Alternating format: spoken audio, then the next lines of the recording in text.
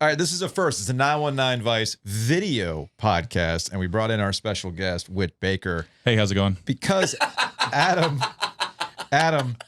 Yes. it finally arrived. It's here. It finally arrived. The Conservative Dad's Ultra Right 100% woke-free American beer. I want you to open it. I want you to describe the first feeling you have when you pop this thing open. Tell me how you feel. Oh, I'm so much stronger. Whew. Oh, just that sound makes me want to give Elon Musk $8. Need that blue check. And suddenly, after one sip, I don't know. I feel like I got to hear both sides all of a sudden. So strange. All right. So Whit, you have, for those who are, Whit's already on camera too. Great. Yeah, cool. Whit's already making Yeah, sorry. I was on camera there. Taste that in a small town. Yeah. Look. Oh, I got a bunch of them. Yeah. This camera so- thing's new to me. Normally I make these faces all the time. So in all seriousness, this thing, all right, so a little bit of context here. With the Bud Light, quote unquote, controversy, which is the dumbest thing ever. This dude came out with this beer. He goes by Conservative Dad. It cost me, I think I ordered this back in what late is his spring. name? And it cost you $30. That's $6 per 12-ounce So can. it was a six pack, $20 to buy, $10 to ship. With tax, it was over. I think it came out to about $35 total, just under $35 to get this beer.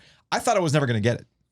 And according to the bottom of the can, this was brewed on June 19th. Packaged on June 19th. It's a big difference. Yeah. Now, packaged, not brewed. Yeah. Okay, fine. Packaged on the 19th. Thank you for correcting me on that. It's made in the USA, although they really love the Liberian flag for some reason. It's so strange. If you look at this, it's really like is. Not the American flag, Actually, yeah. it's the Liberian flag, but That's the facts. Yeah, yeah. Don't get facts You in the can't way of fact your check this feelings. beer. You can't fact check it, man, because it's uncancelable. Cancelable? Anyway. Yeah, there you go, yeah. can't cancel this beer. I thought they had canceled my order, but it arrived, ironically, on July 5th. You can't get that to me before the 4th? I know, right? That's un-American. But, Whit, you have a palate that is off the charts. And I want you...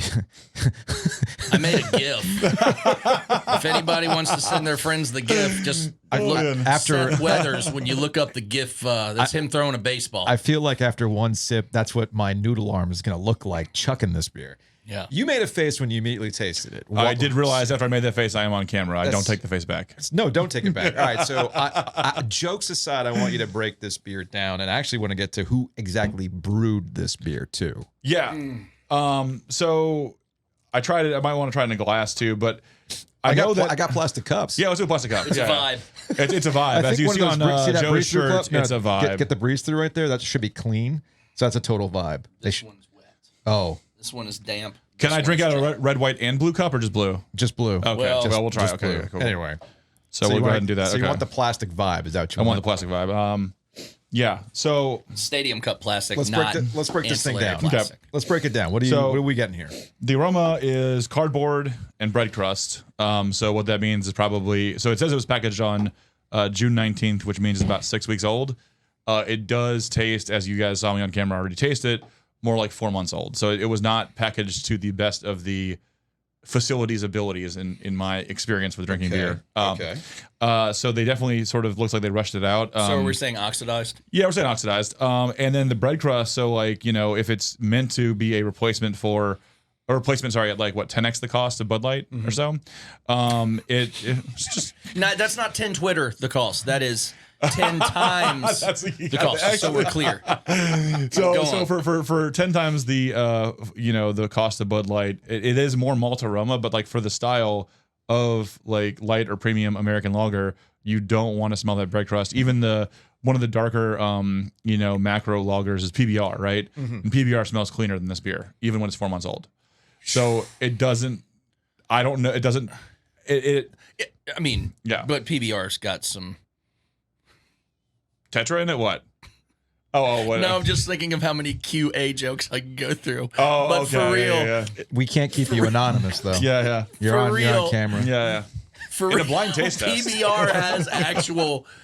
By QA, I mean quality assurance. Right. Yes. This beer is not made more out of spite, I would say, probably than QA. But Spite tastes so delicious. So delicious. It's not tasting that delicious today. Turns out, but I'm wondering what the difference is between. I mean, if these are packaging problems, then there might be a difference between cases even. Yeah, I mean so just to rough cut this and not get too technical. From what I've experienced, Kirkland Light is better at Costco, which is made with a high pressure lager yeast and like a Stella Artois in 7 days or less. The flavor, like I can't even tell if it's ale or lager yeast. It doesn't have the crispness of a lager. I think it's supposed to.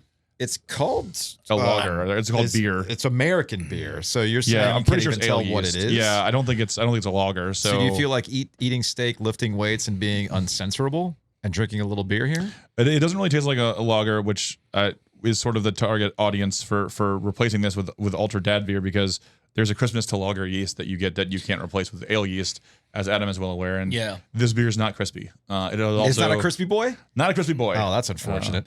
All right, it's a crispy man. So yeah. So I mean, that's right. We don't deal with boys here. It's men. I'm sorry. This beer is a caricature. It just is. So we're going to joke about it. So please don't get offended. Now don't get triggered. Well, wait a minute. Who gets triggered? Wait a minute. Who's the snowflake now? Right. Who's the snowflake now? This is not brewed with liberal tears, is it? Would it taste better with liberal tears? It would have been really cool, but I don't think it is. They could have brewed it with Liberty hops. That is a hop, but they probably didn't. They probably didn't think that far? No, that was a thing. That but yeah, I would imagine the dude, by judging by how he throws a baseball, he doesn't know anything about recipe formulation. So taste. So it has like the cardboard kind of continues.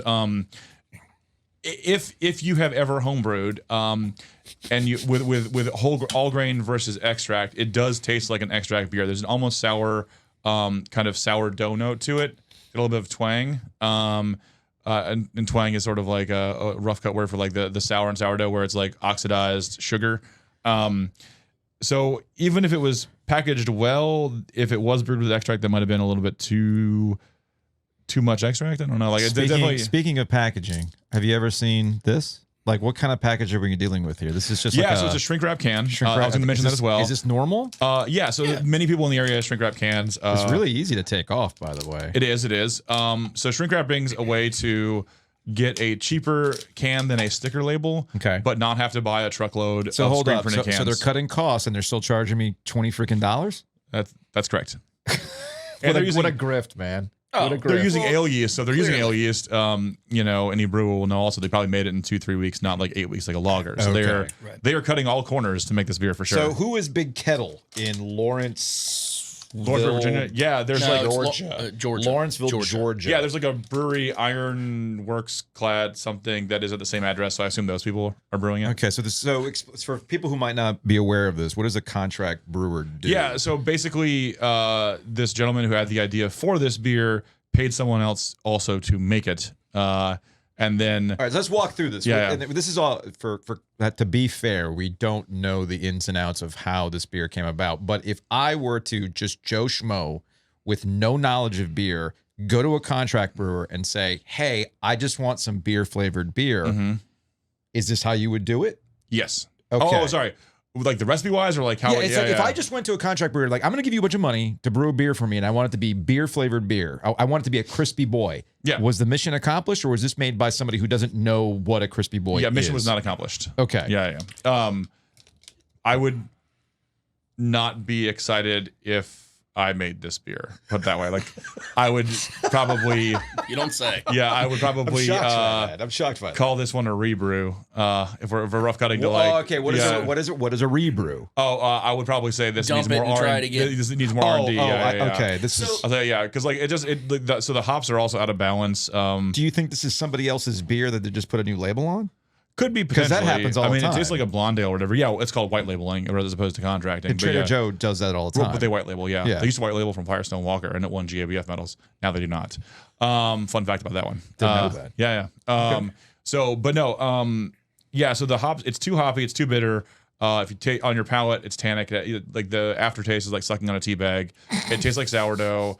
And these are not comments that are based on what the beer is, right? Because it's literally what the beer tastes like. And these are all elements that I would say are from a recipe and packaging that so like for the hop part where it's like it smells malty and oxidized, but it has a big like herbal hop presence in the middle, and then it finishes more bitter than you would expect it to for drinkability in a lager or a blonde ale, and then it is very tannic on the aftertaste. It's like sucking on a tea bag, right? Like you're getting the taste is not going away effectively. Well, that's very patriotic because remember, there were tea bags thrown.